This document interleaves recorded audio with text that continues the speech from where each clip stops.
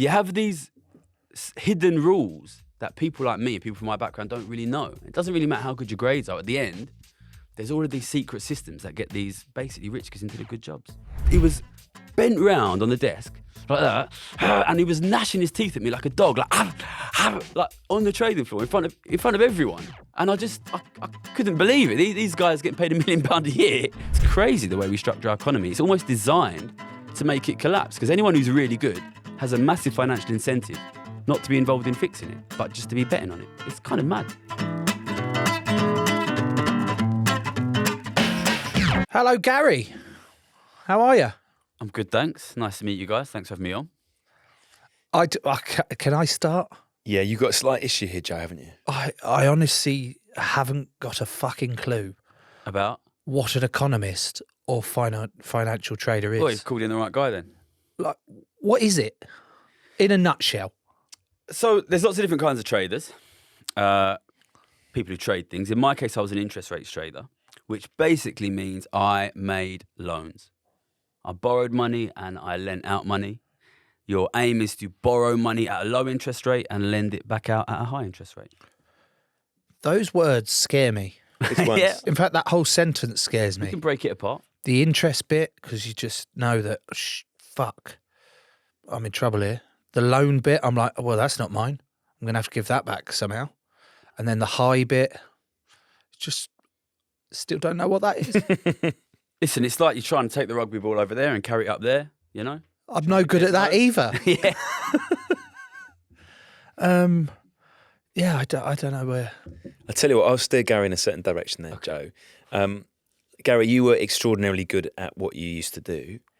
Thank Why were you so good at it? Like, what is there in your brain that made you so good at it? So I started working as a trader in 2008 when I just turned 21. That's when I started full time. I was Citi Bank's top trader in the world in 2011. So by then I've been doing it about 3 years. So obviously I wasn't great at it when I first started. I think what enabled me to be very good at it probably was that I came from a different class background to most of the traders. There's this kind of myth of the Cockney wide boy trader, but nowadays most City traders are from very well off backgrounds. And that enabled me to see that the way that the guys on the trading floor, mostly rich, posh guys, saw the economy was not the way it was being experienced by ordinary people. So I could see both sides of the coin, which is quite rare nowadays. And I'd studied economics at the London School of Economics, which is one of the most prestigious universities in the world. So I had the education. But I think I was quite unique in being able to both have the education, have access to the sort of the experts, but also have quite close access to the real people. Like my first couple of years trading, I was going into work in Canary Wharf in a room full of millionaires and going home, sleeping in this tiny bedroom in a bunk bed and, you know, having showers in this tiny bath with a rubber hose. You know, I was seeing both sides of it, I think. And I think that is, you know, nowadays that's very rare. And I think that was probably one of the big things that steered me well. It sounds very simple that way, Joe, doesn't it? You're sort of thinking, well, hang on, why aren't more traders capable of seeing both sides of it? The truth is, there's just very, very few traders nowadays from poor backgrounds because it's almost impossible to get in, basically.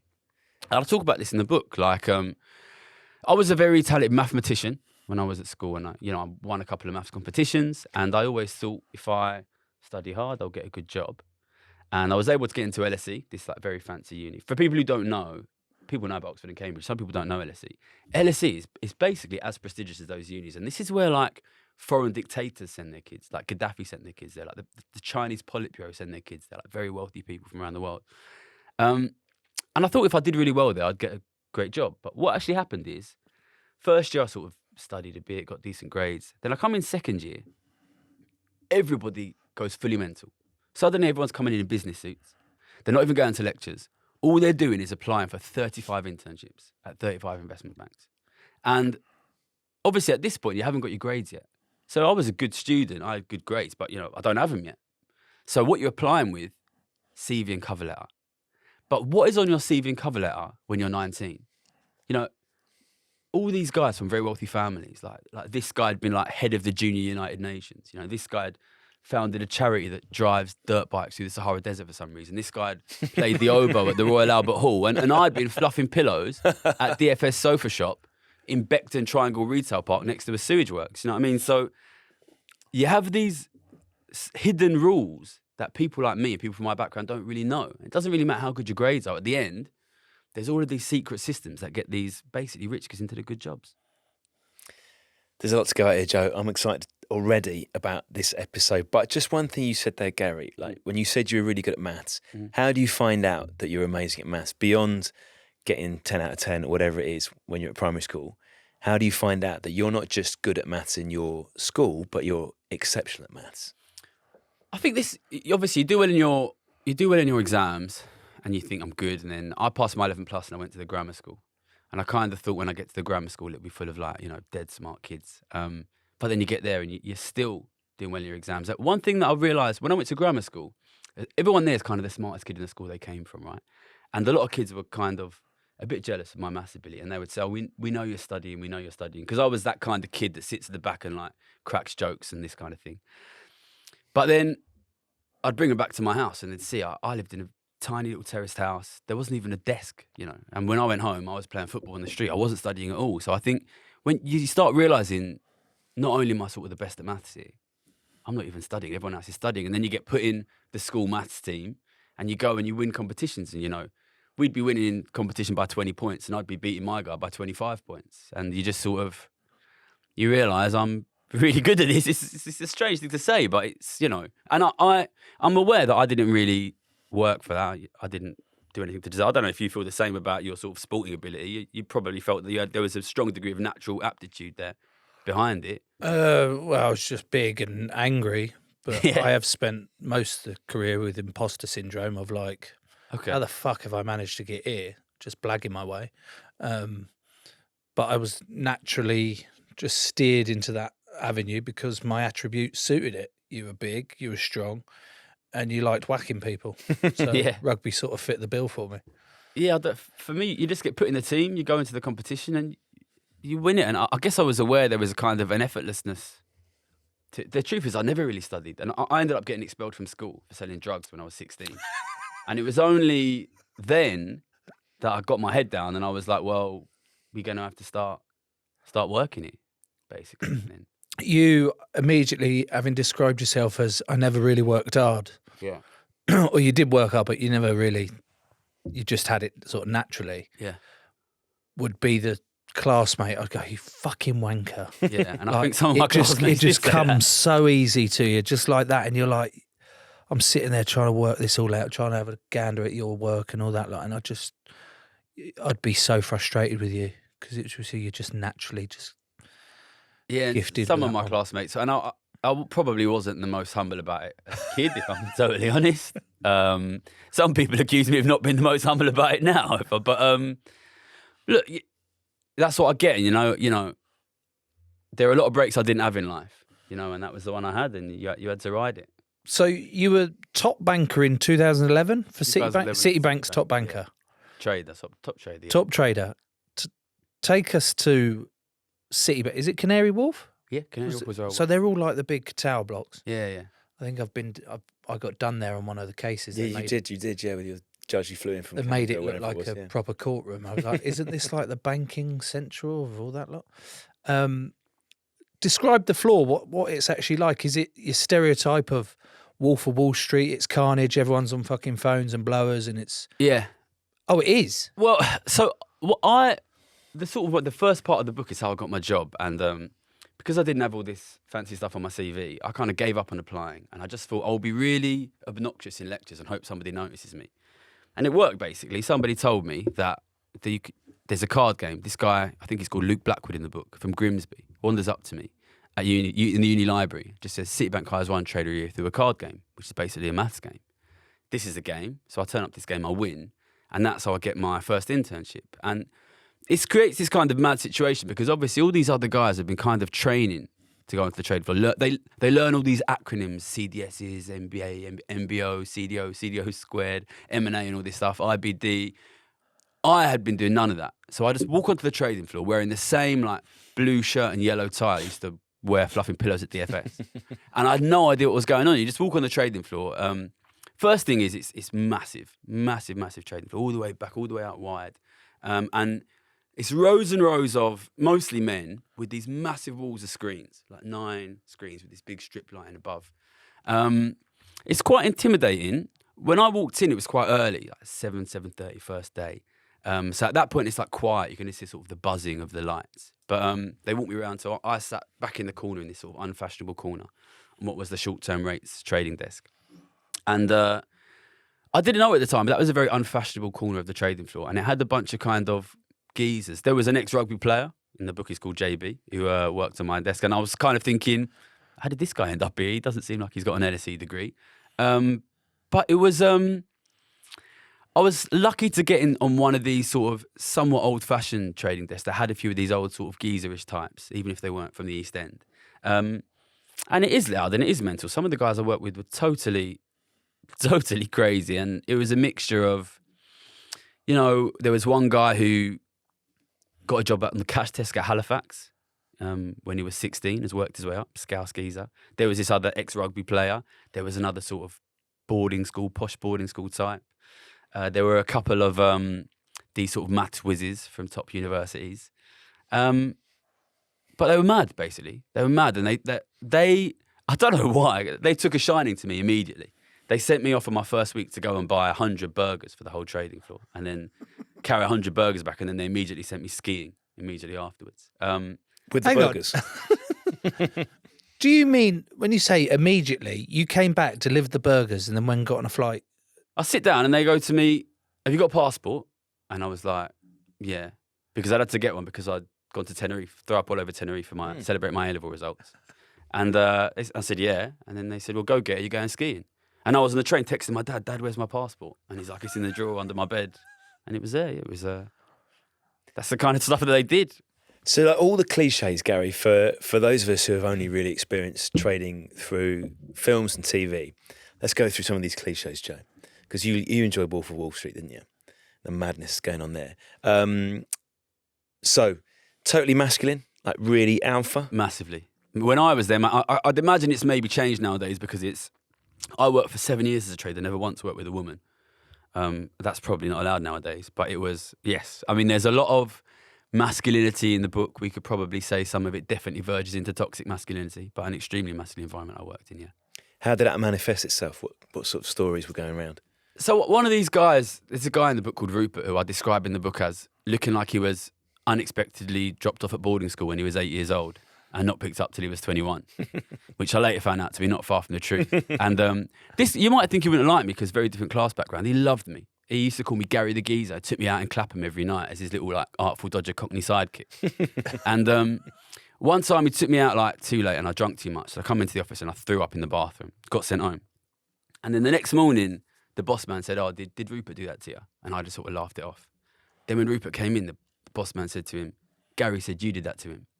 And I just thought, just don't look at him because he's going to be... He used to sit to the left of me, one seat away. There was like an empty seat between us. And then I just hear in the background, I just hear like... slowly, just hear him start growling to the side of me and just think like, just don't look at him, don't look at him. The growling gets just louder and louder and louder. I'm just thinking, don't look at him. And then I hear like, bang! And he's kicked... There's these little doors underneath where the computers are behind it. He's kicked those doors. They've smacked off the brackets behind them. And then I think, I better fucking look at him because maybe he's going to just like knock me out here. And what it was bent round on the desk like that. And he was gnashing his teeth at me like a dog, like on the trading floor in front of everyone. And I couldn't believe it. These guys getting paid £1 million a year. And this guy's basically gnashing at me. Yeah, like a dog. Yeah, like that. In the middle of a fucking trading floor. Lashing his head around, yeah. Right, so all these stereotypes are true then. Well, they weren't all like that, but I mean, there was a lot of that. I think one thing that is not true about the stereotypes. So one thing I didn't like about Wolf of Wall Street is it's very glamorous and it's very sexy. And the truth is, most of the guys who work on the trading floor are the kind of guys who were so bad at getting laid in high school that they told themselves, I'm going to study maths so hard and I'm going to be a millionaire, and when I'm in, then I'm going to get all the women. This is the kind of guys that you get. And, you know, there weren't no one on my team that looked like Leonardo DiCaprio, you know? Other than myself, of course. Jonah Hill? Yeah, a bit more of this. One thing I really wanted to do with the book was I wanted you to really feel what it's like and really feel what the people are like. I didn't want to give you this sanitized Hollywood version because I actually think there's a lot of...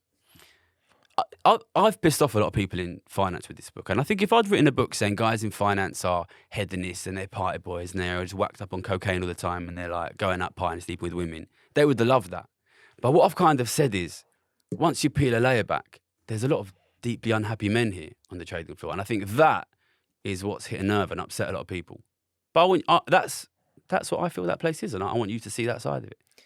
The book is called The Trading Game. Does it feel like a game when you're inside that world? Because you've got massive amounts of power. Like you were talking about ordinary lives and you were still in touch with ordinary lives. It's not a game really, but does it feel like that when you're part of it? Massively, especially as a trader, you have this thing called P&L, profit and loss. And every day you see not only what is my P&L, what is that guy's P&L, what is that guy's P&L, what everyone on the floor's P&L is, comes out every day in a spreadsheet. Daily P&L, weekly P&L, monthly P&L, yearly P&L. And you get that every day. And all day you're refreshing your P&L. What's my P&L? What's my P&L? And everything boils down to this number. And I think there's something hypnotizing about numbers. At the end of the day, it's you're not playing pinball, but you're kind of, this number needs to go up, this number needs to go up, this number needs to go up. And there's all these different ways to make this number go up. And I became sort of obsessed with the economic side of it, but there's a lot of guys doing dodgy stuff, a lot of dodgy business going on. And really, at the end of the day, you're sitting there in front of 9 computer screens with your mouse and your keyboard, shouting out numbers, pressing buttons, trying to make that number go up. And it feels very much like a game, definitely. Another couple of stereotypes I have. Like, is there a dress code? Like, what if can you go in your shorts and a t-shirt? So I walked in first day with my like cheap suit from Next and this blue tie and this blue shirt and this yellow tie. And my boss, who in the book is called Caleb, just said straight away, no jacket, no tie.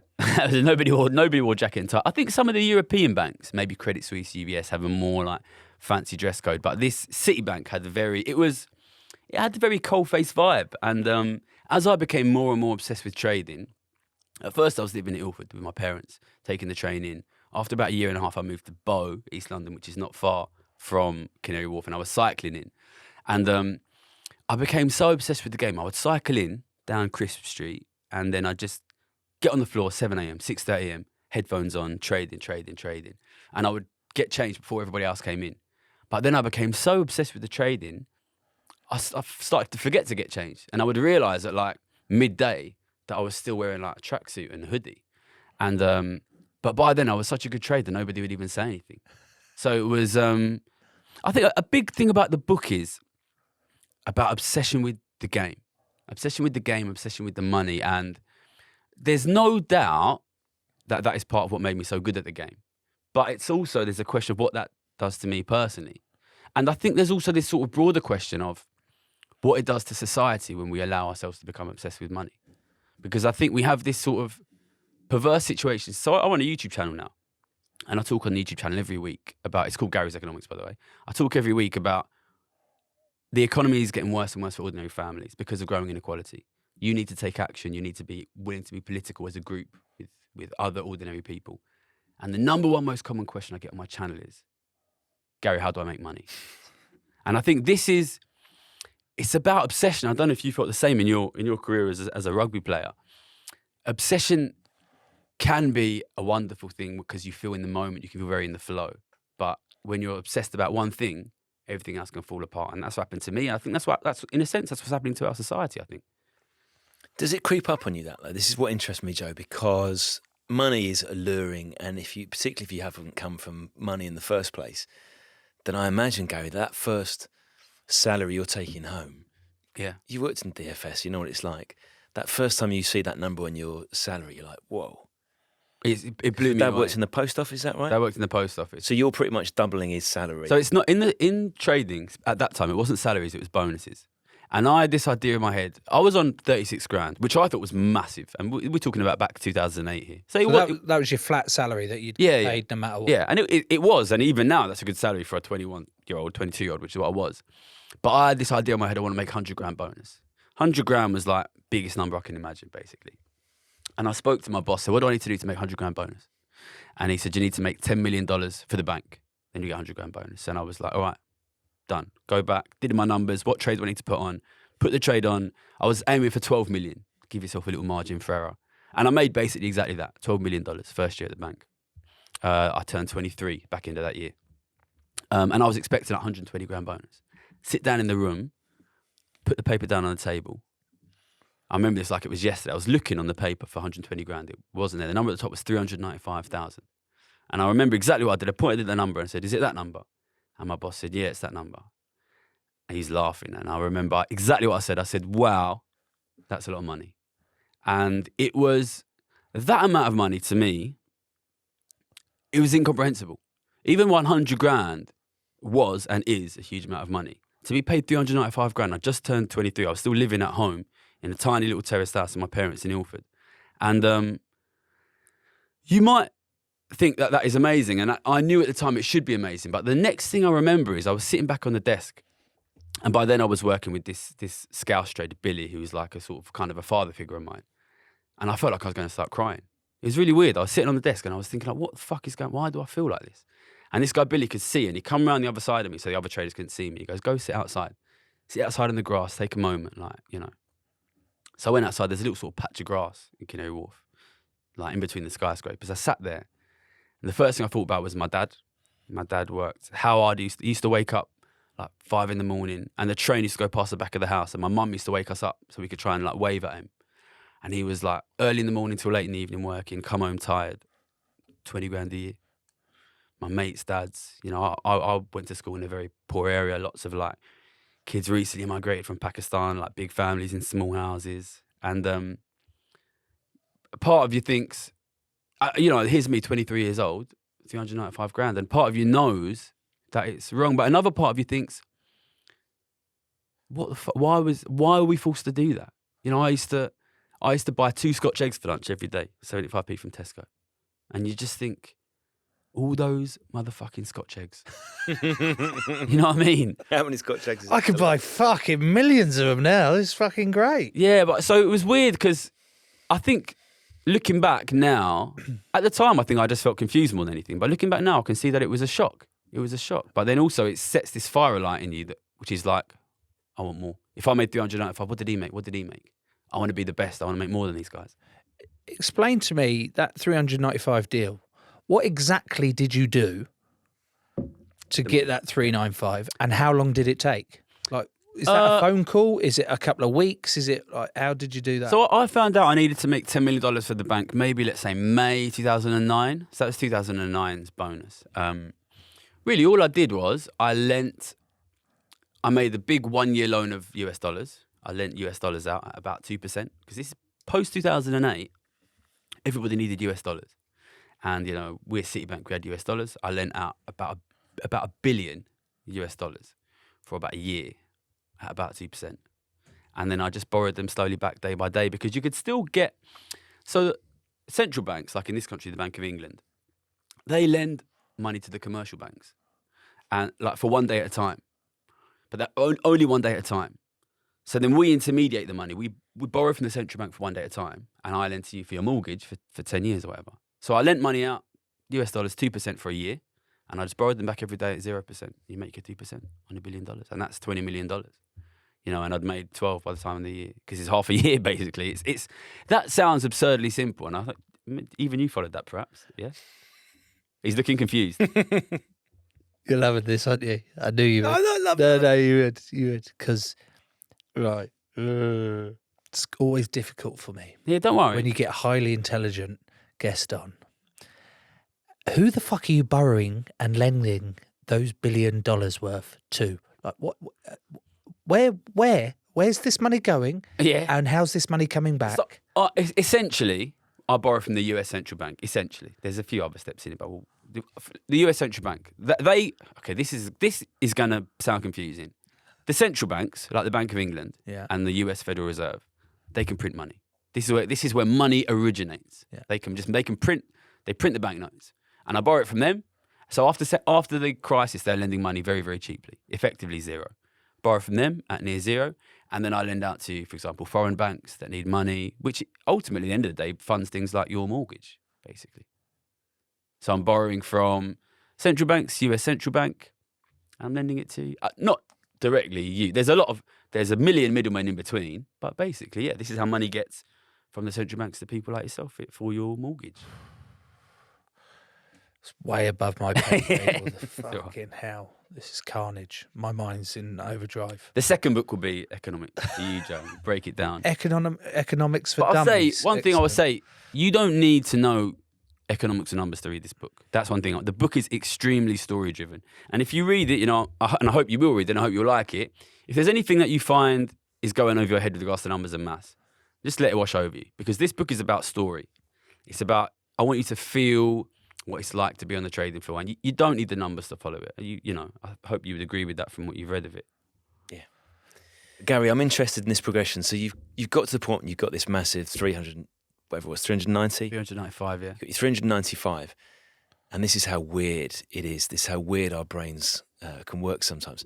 There's very soon a point where you'd be looking at that 390 grand and going, peanuts. I don't know if I'd ever call it peanuts, but I wanted more. I think that number was such a shock to me. I suddenly realised I can make like 2 million quid in a year. And if I make 2 million quid a year, I can retire and I can do whatever I want. I can sail to Chile, you know what I mean? I can trek through the Sahara Desert on a dirt bike. I can do whatever I want, basically. So you just start, and I think there's this nice little moment in the book where I make that bonus. And one side of me thinks about my dad and the kids from Ilford.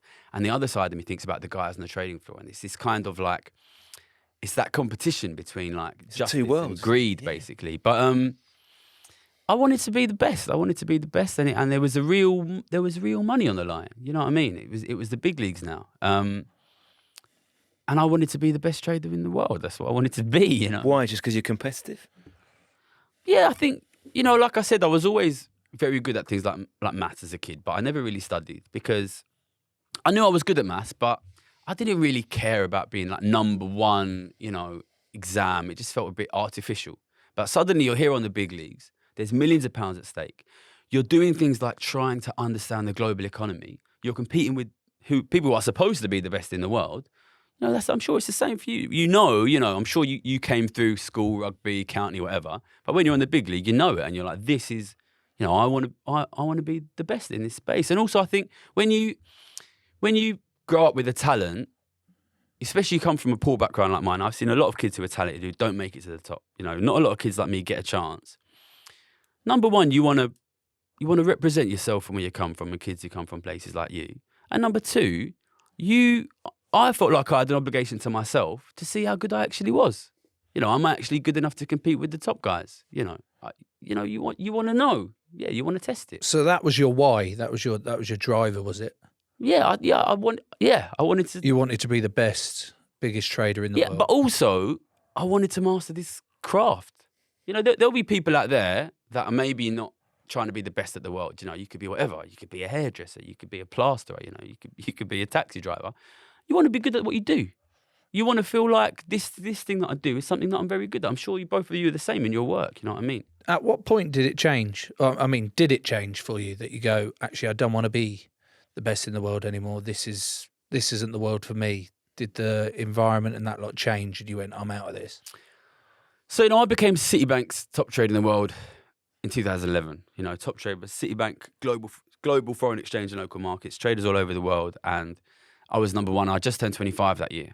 So the mad thing, there's two things. You want to be the best, but you also want to make the money. There's no point being the best if you don't make the money. And the amount of money we're talking about is crazy. It's you can retire money, you can take care of your family money. And 2011, I was killing it. I was the best trader in the department. But one of the reasons why I was the best trader that year is because everyone else was having a terrible year. All the good traders were losing money because they were betting on a recovering economy. I was betting on a collapsing economy. And a lot of mad things happened, right? Like I put this bet on collapsing economy. Like 2 weeks later, Japanese earthquake happens. Remember 2011, Japanese earthquake and tsunami. 20,000 people died in that earthquake. And I made $11 million. And I think things like that happen and a little part of your heart says no, but you're in the game. And, of course, it's not my fault. The earthquake happened. But, little parts you chip away, but then you're making the money. You're making the money. I think what happened, what I saw was JB, the rugby player, he was basically having a breakdown. He was one of my big sort of sponsors in my early career. I've got a good mate of mine who's living with me, who's got a job in the city because of me. He started taking drugs and he's becoming an alcoholic and he's only a kid. You start seeing people around you falling apart, but you're focused on the game. You're focused on the game. And you can't stop until the end of the year because you got to get your bonus. So these things are falling apart around you and you kind of know there's human things you should be taking care of, but you're so locked into the game. And then I had to fight so hard to get this bonus. As soon as the money hit the bank, by then I'd become such a money-making machine, such a trading machine.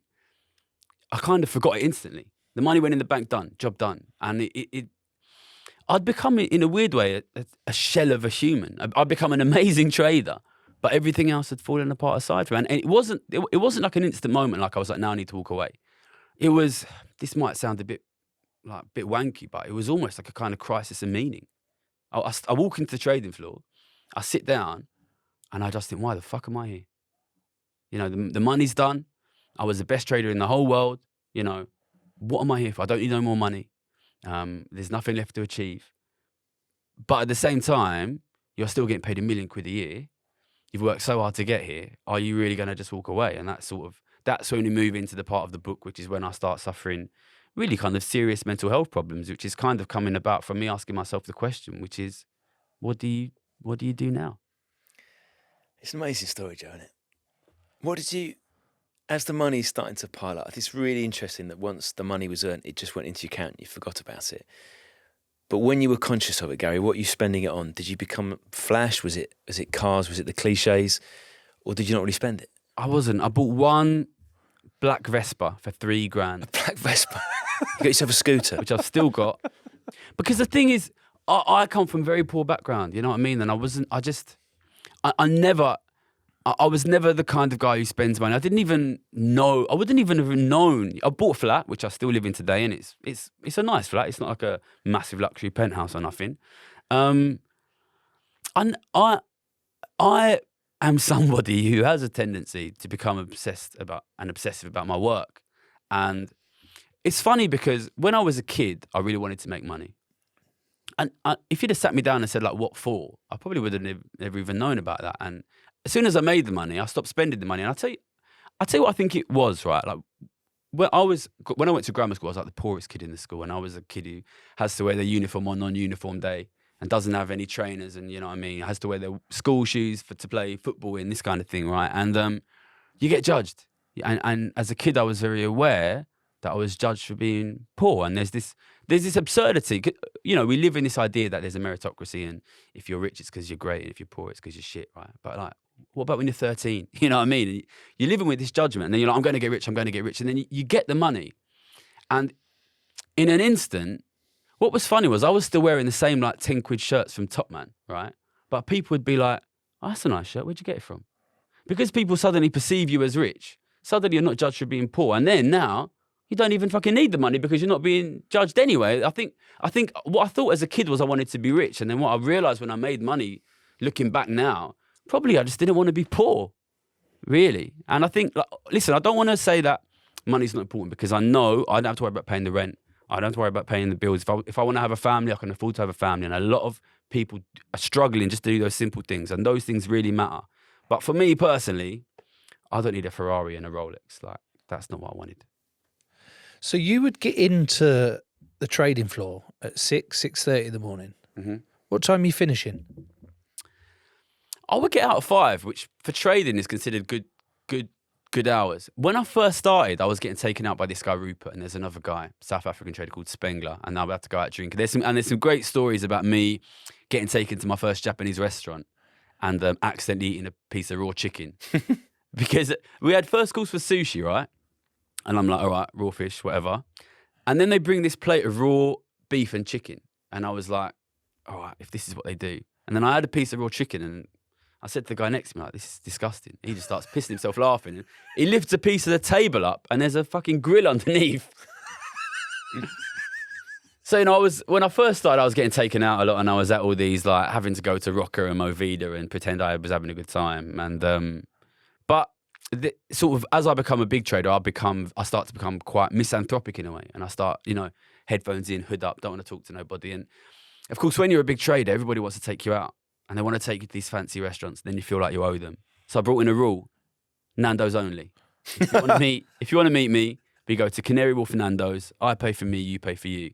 But then I was going Nando's so much, I had to cancel it. And then I just stopped meeting anyone. So I was working, by the end, 7 till 5, which is, but the problem is, you're working 7 till 5. You can be, I remember walking through Ilford Exchange, which is a shopping mall in Ilford, walking past the TV store, and I saw something on the news in the TV, and I knew straight away that's going to cost me $1 million P&L. I remember being on holiday on a beach in Indonesia with my girlfriend, getting calls like, "Oh, you've just lost $2 million." So even though you're working 7 till 5, when you're actually in the office as a trader, often you're not doing much because it's bets. But your bets are always live, and you're always, an earthquake can happen in Japan, and you can lose a ton of money. So it's not really about when you're in the office, because you're always in the office, because the bets are always open. Did that solitary lifestyle make it hard to keep down relationships and friendships and 100%, and then lead on to some mental health issues down the road? A big thing was that first 400 grand bonus, because I didn't expect it to be 400 grand, and I think if it was 100 grand, I would have gone home like King of Ilford. You know what I mean? Like, here's Gaz, drinks on Gaz. But 400 grand felt like inhuman. It felt like criminal. And I remember going back to my girlfriend's place, and I didn't want to tell her, because it was going to change our dynamic. And I went to sleep. I didn't tell her. And then I woke up in the night. She was crying. "Why didn't you tell me? Why didn't you tell me?" So I just said to her, "Okay, it was 395 grand."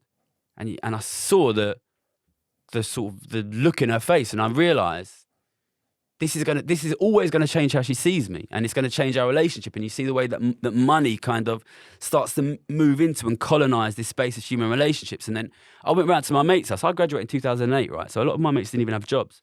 I was at my mate's house playing Pro Evolution, right? And we were all talking about bonuses. "Oh, I made like 5 grand. Oh, I got 3 grand. Oh, what did you get, Gary?" And I was like, fucking hell. I didn't really want to tell him, to be honest, because I knew it's going to change our relationship. But then, what are you going to do? You're going to lie to your mate. So I told my mates, 395 grand. And you just you just feel the oxygen leave the room, and then you just start to feel that it makes them feel shit about themselves. Yeah, I was just about to say, because it's almost too big a number. Yeah, this is the thing. It's such a big number that you can't. If you said, "Oh, I earned 50 grand," they'd be buzzing. Yeah, I can picture. And it. they're like, "We're going to shoot for that. Let's catch go Gary." yeah. But like, it's such a big amount of money. It immediately separated me from everyone, and I never told my parents. To this day, I never told. Well, they'll know about it now, but I never told my parents. It's such a, what do you do when your dad has worked his tits off for 20 years, morning till night, for 20 grand a year, and you just turned 23 and you get paid 400 grand? What do you say to your dad? And the guys at work said you have to buy something for your dad.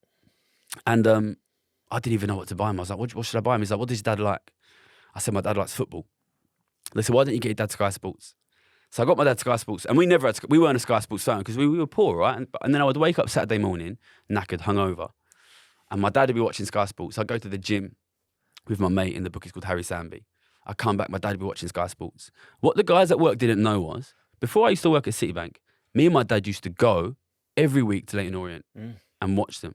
And now I'm working, 100-hour weeks if you're including drinking. And my parents are like very religious, teetotal, right?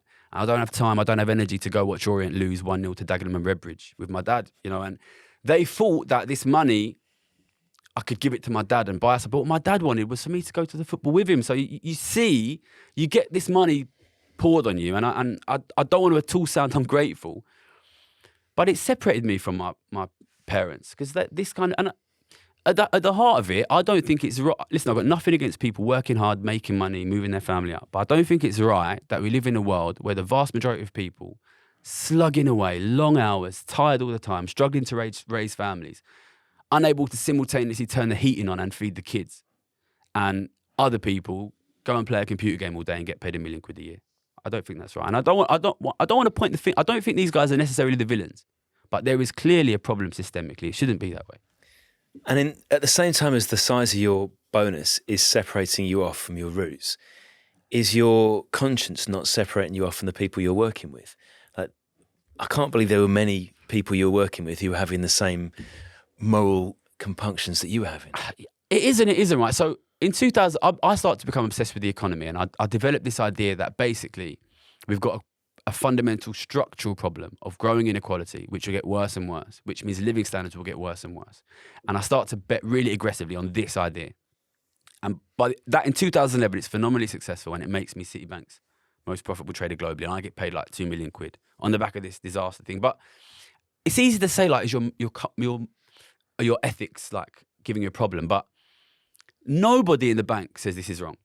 everyone says, that's amazing. You're a great trader. Like, do it again. And I wasn't really raised, you know, I don't come from like a political family or like a, you know, I wanted to make money and this is my job, you know, but there was not really anyone. There's a great sort of scene towards the end of the book where I've got like kicked off to Japan. I'm living in Japan, and there's a trader called Arthur Kapowski in the book, and I'm talking. He's from a very wealthy Australian family, and I'm saying to him, "Do you think we should do something?"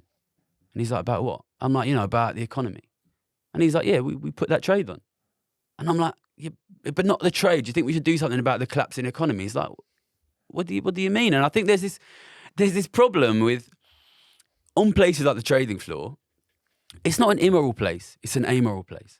It's a job. Your job is to understand what's happening. And I think that one thing that you should understand is, you know, the guys who run your economy, the politicians, the economists, guys working with the Bank of England, they get paid 5% of what the traders make. The best paid 10,000 economists in the world are all traders. And you will never hear from them. They're legally not allowed to speak to you. So the guys who are running your economy are the 4th division footballers.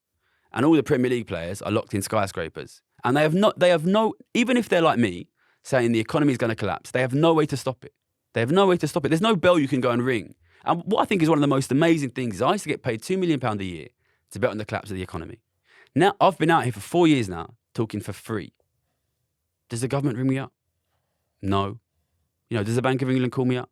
No. So it's crazy the way we've structured our world. Somebody like me, I've probably given up 10 million quid to do this. And yet still I don't even get listened to. I could go and walk into any of them banks right now and get paid £1 million a year. You know, it's crazy the way we structure our economy. It's almost designed to make it collapse because anyone who's really good has a massive financial incentive not to be involved in fixing it, but just to be betting on it. It's kind of mad.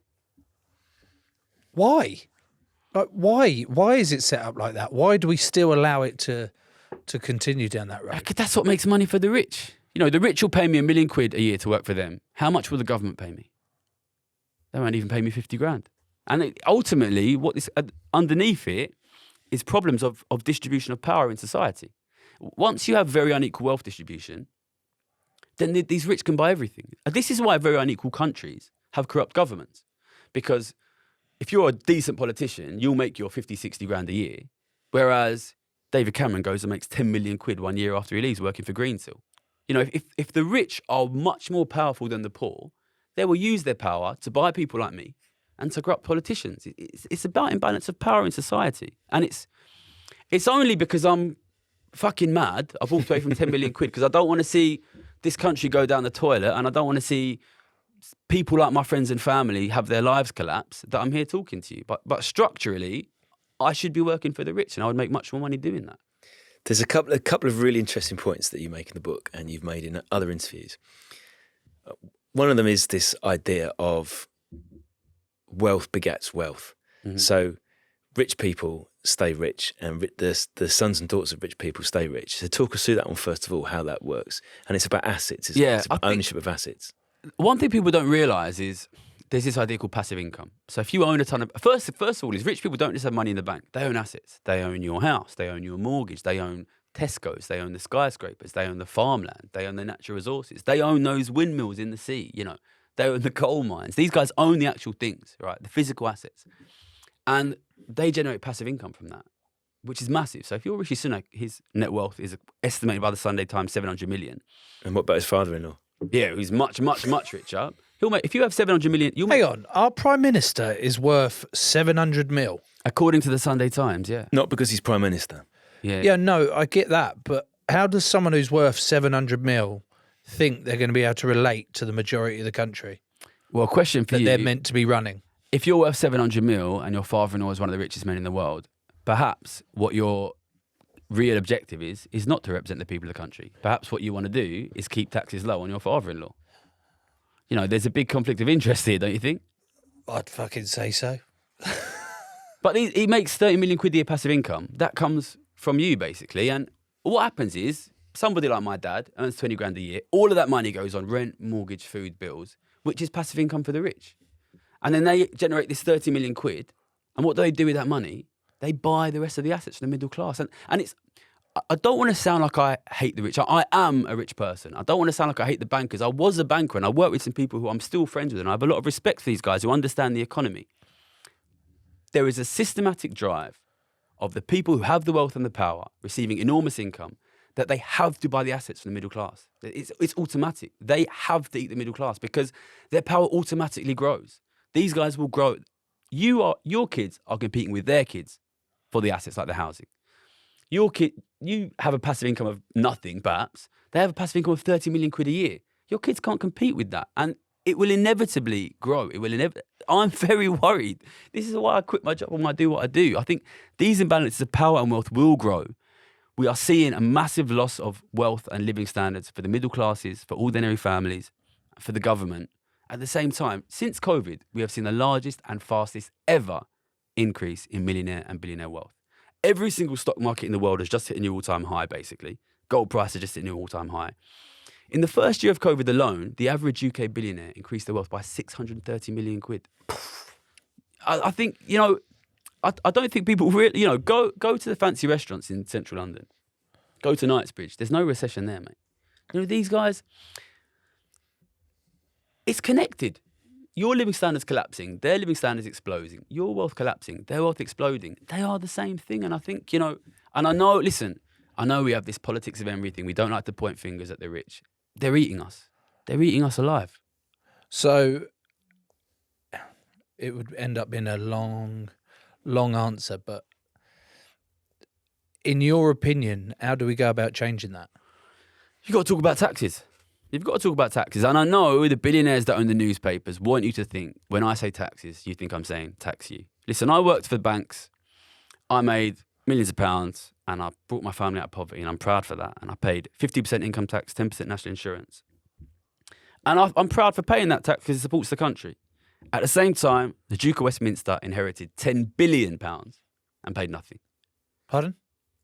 That's the system that we have, and it's the absurd. Duke of Westminster. Yeah, right. Who is that? He owns everything, basically. Okay. yeah. Inherited 10 billion. 10 billion. That's 10,000 million, right? That's 10 how much. Billion. Yeah. From who? From his father, presumably. Also, the Duke of Westminster. Yeah. Thank you. And why in the fuck has he not paid any tax on that? The tax system is designed such that these people can legally not pay tax, and I think it's. Listen, we have. But if you know that, yeah, and now I know that, yeah, and everyone knows that, how the fuck do they still get away with it? I think there's a couple of stories that they tell which kind of defends this idea. One is if you tax them, they'll leave, which I think is a risk if you design the tax badly. But if you look at what happened, for example, for Roman Abramovich, when we really tried to tax a billionaire, it's actually quite hard for them to leave with their assets because their assets are mostly fixed to the ground. Another, and I think this idea is dying, is that billionaires are somehow good for the economy. I think fewer and fewer people are believing that. That's the trickle-down idea, isn't it? Yeah, and if people want to know about trickle-down economics, there's a video specifically debunking that on my channel, so people can trickle down. Surely the rich just stay rich because they stay rich. They keep the money.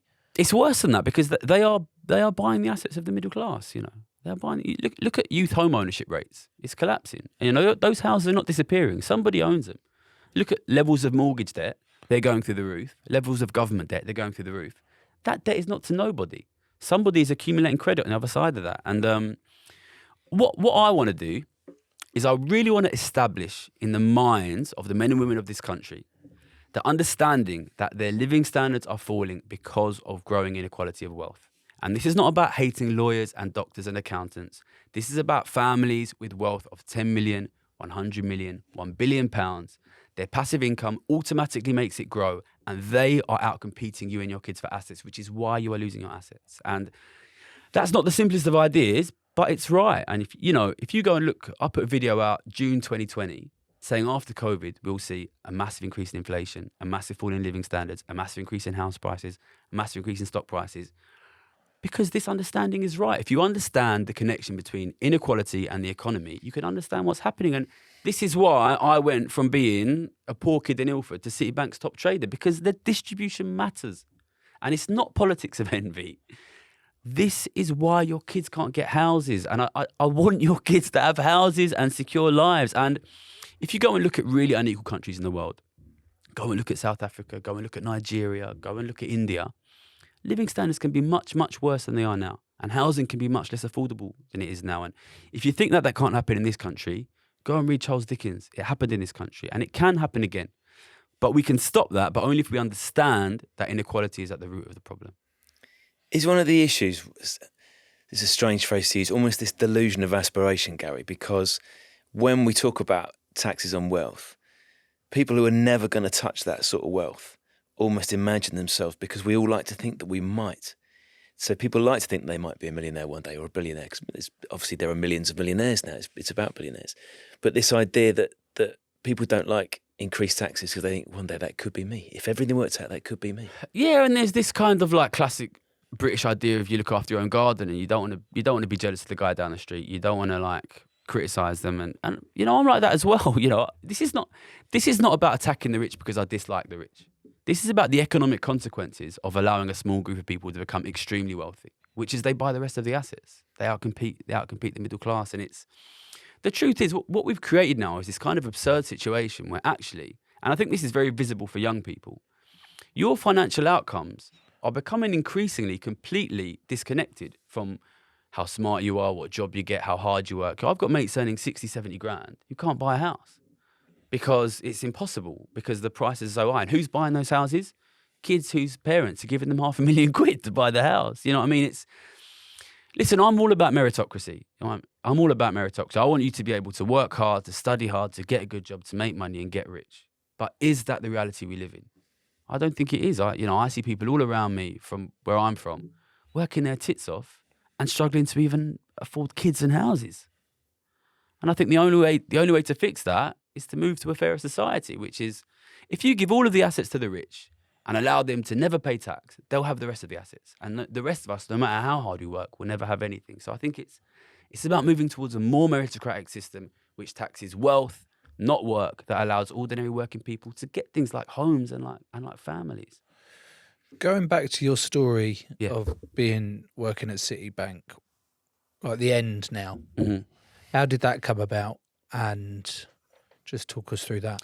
So I sort of started to slowly lose my mind, and I didn't really know what was happening. I started to get sick. I started to have these stomach pains, these heart pains. I didn't know what was going on, and I was really confused about what was happening, to be honest. And I started dating this girl. She was from Norwich, and she was like not really interested in the money. Really nice girl, and she was just like, "Why don't you just fucking quit? Why don't you leave?" But you know, I'd worked so hard to get to this space, and I couldn't really get myself out. And I started to sort of act up. My boss was a dick. I hated him. I started to piss him off a lot. I was in some meeting, my boss was shouting at me, sitting in the meeting just listening. And I looked down and I realised I had 2 massive holes in my shoes. And I just had this sort of moment of like, what the fuck are you doing? Why are you doing this? It's just no point. And I just looked up and said, I want to quit. And he sort of like, what the fuck? And then management went crazy. They sent me to Japan. They tried to do anything to keep me in. So I moved to Japan, and by this time I'm about 8 stone, skinny as a skeleton, basically, in a deep depression. Probably because you were eating all that fucking raw chicken. Yeah, it was You're the meant raw to chicken. grill it, I only fucker. had one little bit, but yeah, they sent me out to Japan, and I'm sort of wandering around Japan. And the weird thing is, I'm still making tons of money, but I just progressively start to realize. I'd like to be able to tell you, I realized the economy was collapsing, and I wanted to do something about it.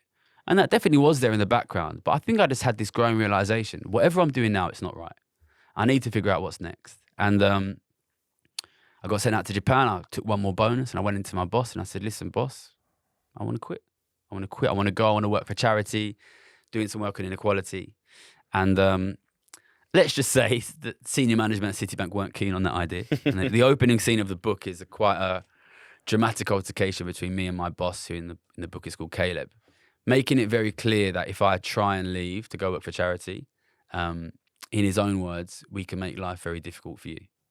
And there's a pretty clear implication that bad things could happen to me. And he says, "I like you, Gary. I think you're a good person, but sometimes bad things happen to good people." And that starts kind of the final act of the book, which is, I suppose, Gary versus Citi Bank. And I suppose to some degree, me against myself in a way, because not a lot of people walk away from that amount of money.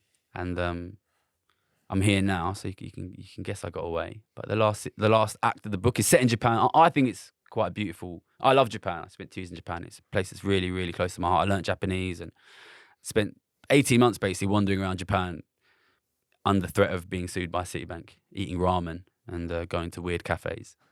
Did you go into the cat cafes? Have you been to the Owl Cafe? Owl Caf. Went to the Owl In Caf. Tokyo, is it? Yeah. Yeah, in Tokyo. I took a mate of mine, Coley. Yeah. in there who's scared of owls. Did you go to the Maid Cafe?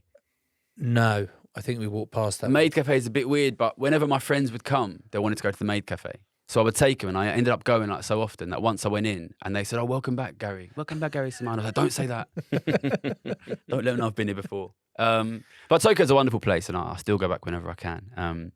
Yeah, so I spend my year and a half wandering around gardens and cafes and ramen bars in Tokyo, fighting with Citi Bank, and I kind of lose my mind. But I think in my time in Tokyo, I kind of find a new way of living in a way. I think growing up in London, I didn't realise how much the place where we live and the place where we grew up affect us. And I grew up in London, poor, in the shadows of skyscrapers, thinking, I want to get rich, I want to get rich, I want to get rich. And then you go to Japan, which is a much less unequal society and has very different ideas about selfishness and about altruism. And I realised I wanted something different. And, there's questions about why I left and what I wanted to do when I left. But I'm here, I'm doing it, I'm doing the work on inequality. I've got my YouTube talking about inequality.